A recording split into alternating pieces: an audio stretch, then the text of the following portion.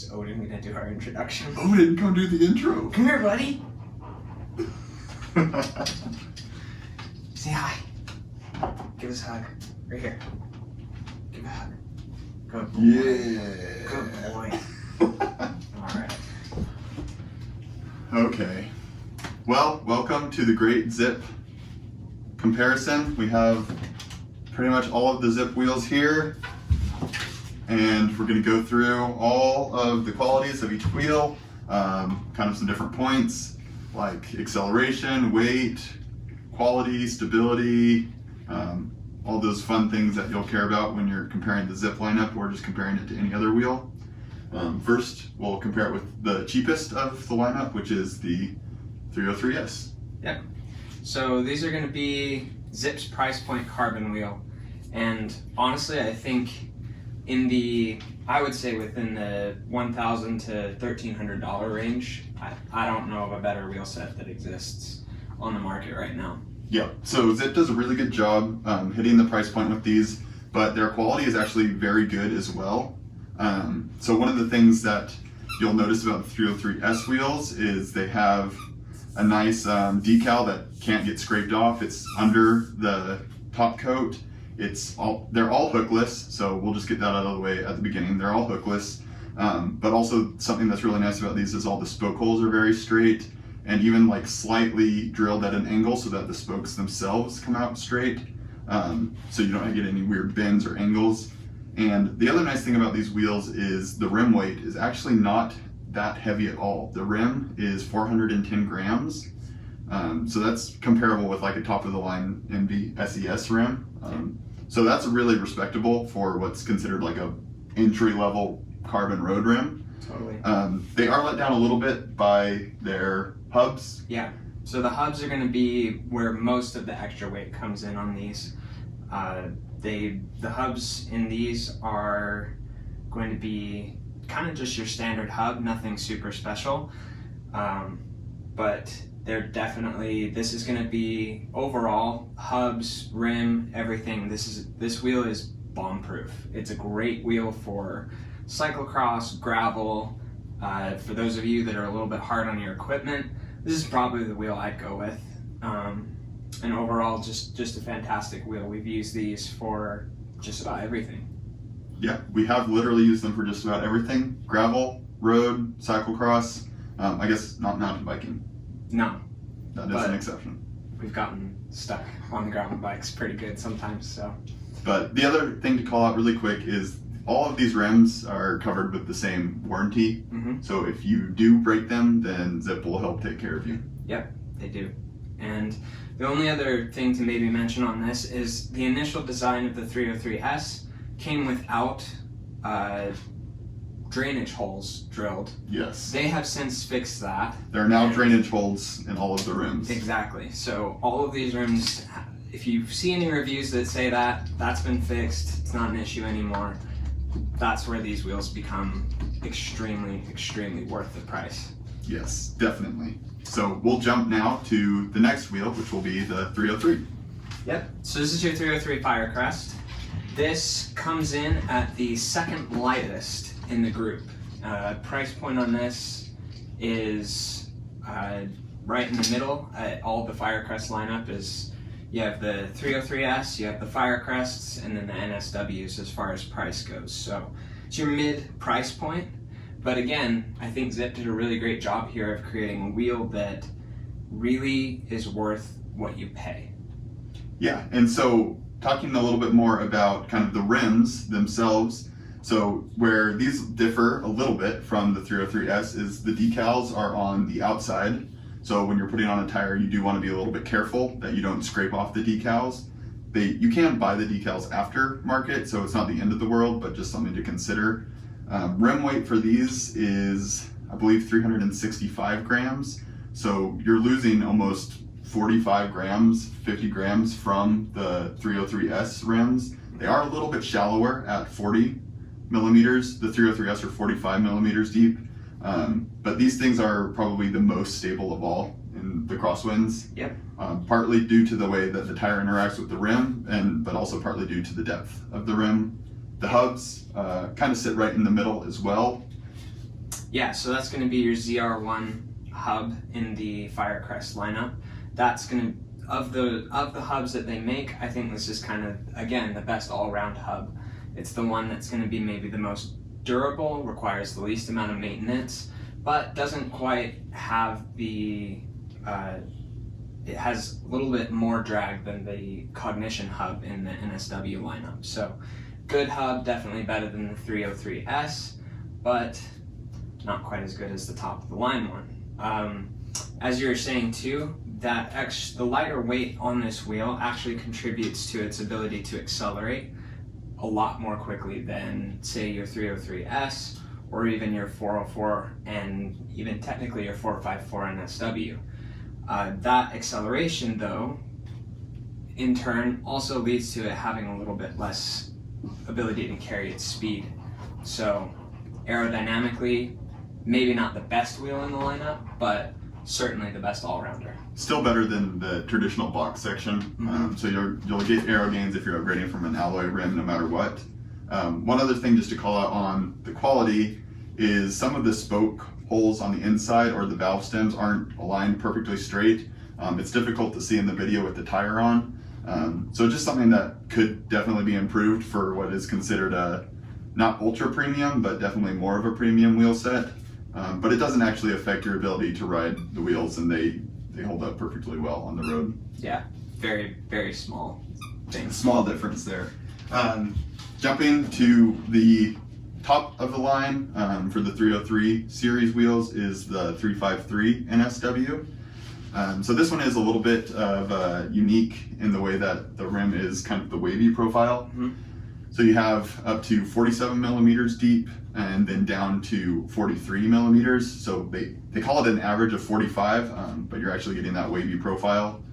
And of the wheels, this is pretty stable in the winds, but I will say the 303, just the standard one, is even more stable down to that. Again, the depth of the rim makes a bigger difference than the jagged profile. Yeah. What really sets this wheel apart, though, I think when we first pulled this one out of the box, is it is stupid light. I mean, before we put the tires on, before we put the rotors, dialed it up with the tubeless and everything like that, first thing that we notice is this wheel is extremely, extremely light. It is, and the rim weight on this is only 340 grams. So on top of the 303, which is already a super light rim, this drops another 25 grams. Obviously, it's not going to make the difference between winning or losing a race, but when you pull it out of the box, you'll notice immediately how light these wheels are. Another thing to call out, though, is the quality differences as well between these rims. So the decals on these ones are part of the rim, and they can't be scratched off or fall off compared to like the 303 and the 404s that we'll get to in a minute. Yeah. But similar problems to the 303 in that some of the holes on the inside weren't drilled perfectly straight, and there's just a little bit of flash remnants left from the manufacturing process in the rim. The hubs as well are probably the lowest friction hubs. So when you're coasting, you can coast for the longest amount of time, but that comes with the flip side that you have to service them pretty frequently, which can get really annoying if you don't like to do a lot of maintenance. Yeah, if you're in a place where maybe, northwestern United States, Western Europe, where it rains all the time, definitely something to keep in mind as part of your purchase, that this will require a little bit more maintenance. So yeah, I will say for acceleration, that lighter rim weight does help. These are probably the best, or one of the best accelerating rims, maybe just second to the 303. But stability in the wind, pretty good. We talked about that. Aerodynamics is a little bit better than the 303 and also better than the 303S, just with that little extra bit of depth, and just that light rim really helps you hold your speed a little bit better. Yeah. Overall, a very, very, very nice wheel. However, very expensive too. Super expensive. The gains are coming marginal. Yeah, I think these come in at what, almost $4,000 for the set. Basically double. You could almost get a 303 and a 404 for the same price. Yep. But if you want one wheel to do it all, I'd say, and you have the money, that's the one to choose. It is one of the best do-it-all rims For sure. Yep. If you have the money. If you have the money. Moving on to the 404. So this is the fastest of all of the Zipp road wheels. I'm going to exclude like the 808 and the ones that are traditionally used for time trials. You do not want to ride this on the road all the time, I promise you. Not if it's windy where you live. Not if it's windy. And I think this is why we went with this wheels, because of all the wheels that we could do, we like to race, but we live here in Utah where climbing is a factor. If you have a wheel that's super heavy, it's going to drag you down. So you don't want something super deep. You certainly don't want something deep when you're coming down a mountain at 60 miles an hour. So that's where we landed with the 404 as one of our favorite wheels, because it's a racer's wheel for sure. It carries its speed super well because of the extra depth. The weight is super competitive for that depth. Obviously the nice ZR1 hubs, like we mentioned, on the Firecrest line. And overall, I think that's what makes this the better racing wheel, as opposed to maybe the perfect all-rounder that the 303 was. Yep, agreed. So for comparison's sake, right, this rim is about 58 millimeters deep, and that's pretty much on par with what you would consider a deep aero rim, and they really do, like Sierra was saying, hold that speed really well. The rim weight is going to be a little bit heavier than something like the 303 or the 353, but all in for a deep aero rim, it's actually not too bad. I don't have the official figures on these. I couldn't find them published or verified by the Zipp support team. They're a little bit tight-lipped about them. The other ones I got because I weighed them myself. So I don't have the official rim weight for this, but weight-wise, out of the box, they weigh about the same as the 303S wheels, but you're getting that extra depth. So you'll get the extra speed. Acceleration will probably be a little bit lower than the 303S, and that's because these do have the slightly nicer hubs and the slightly nicer spokes, so it's compensating a little bit of that weight.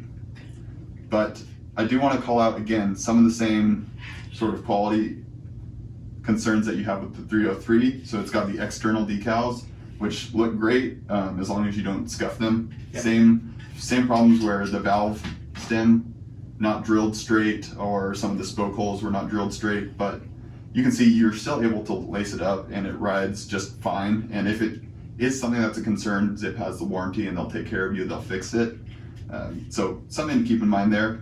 And then the only wheel that we don't have in hand with us is the 454. We had to borrow that from a friend for this video and to test. So we'll just talk to it a little bit. Insert imagery here. Yeah, so I mean the 454, for the same reasons that the 404 is good, I would say the 454 is good. I mean it's that step up from the Firecrest, just like the 303 and the 353. And you get a little bit extra depth, you get the wave profile that you get in the 303. As far as weight goes, one interesting thing to note is that the 454 NSW is actually very, very close in weight to the 303 Firecrest, which in some ways makes it an even more competitive racing wheel.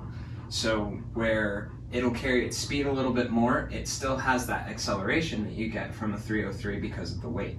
Yeah, and I'll say that the rim profile is actually a structural element of these rims.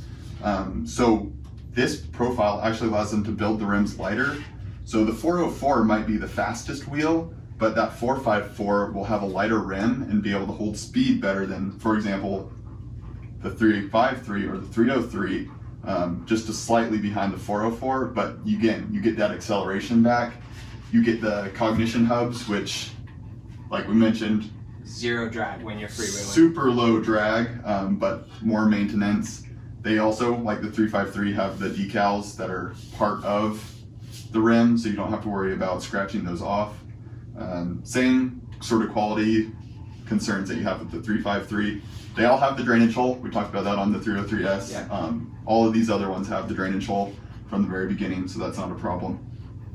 Yeah. So overall, I think, again, kind of who would buy what. Just to recap it all, if you're looking for your price point carbon wheel, I think the 303S is your winner. There's not another wheel that I've been able to find that could do it all, that comes in at the $1,300 or less price point, depending on where you buy it. Yeah. If you want just a great kind of all-around wheel set, then if you live somewhere more mountainous, then probably go with the 303. If you live somewhere a little bit more flat or mixed terrain, or you do a lot of racing, then the 404 is great. If you want something that you just put on your bike and never worry about, the 353 is probably one of the best options, where you'll get pretty much the perfect blend. But if you're a racer that just wants to have the very best equipment and are willing to give up a couple watts of aero, just speed in terms of having a little bit better acceleration, then the 454 is the way to go. Yeah. So let's take a closer look at some of like the metrics that you saw on the infographic, and I'll put that up on the screen here. We'll take a little bit closer look at that and just kind of break down, again, side by side, some of these wheels, what they have going for them, which other ones have going for them, and hopefully it's helpful for you guys. Jumping right in to the overall comparison, looking at the infographic here, we'll just go through and compare each wheel to the other. So for acceleration, the 303S is probably the least of all of the other wheels. The 303, on the other hand, is one of the better accelerating wheels, only beaten out by the 353 because of that lower rim weight that we talked about earlier. However, the 404 is fairly similar to the 303S, maybe actually a little bit worse, if I'm honest. That slightly heavier rim does make it accelerate just a little bit slower, but where you kind of went out on acceleration and speed is the 454, where you get pretty good acceleration, not as good as the 303 or the 353, but better than the deeper 404, and for a deep wheel, even better than the 303S. Mm-hmm. One maybe point to note on the difference between the 404 and the 303S is that the hub does make a little bit of a difference in acceleration, where you have a little bit nicer hub. That's where these two are so close. So difficult to say which one's better there between those, but certainly the 353 takes the cake on the acceleration here, followed very closely by the 303 Firecrest. Yes, exactly. If we go to weight, this is going to be a little bit more of like an overall weight, not just a rim weight.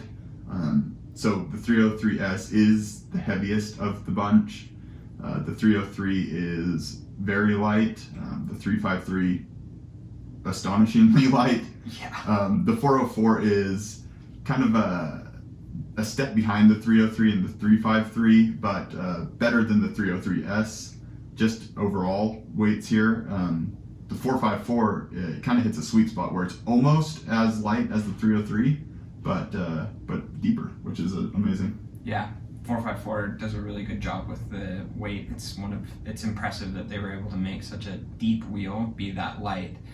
And that depth is actually part of what lends itself to the ability for it to carry speed, right? So I think your acceleration, your weight, and your speed are all very, very closely linked to each other. They kind of go hand in hand, right? So your 454, kind of that sweet spot, like you said, for the weight and the acceleration, that also, because it's deeper, allows it to carry its speed really well. And you get that same benefit from the 404. Yeah, so talking more about that speed element there, the 404, just in pure aero testing, is just a little bit faster. The wavy rim profile just doesn't test quite as fast, but that's okay, right? Because then you're gaining a little bit of stability, which we'll talk about in just a second.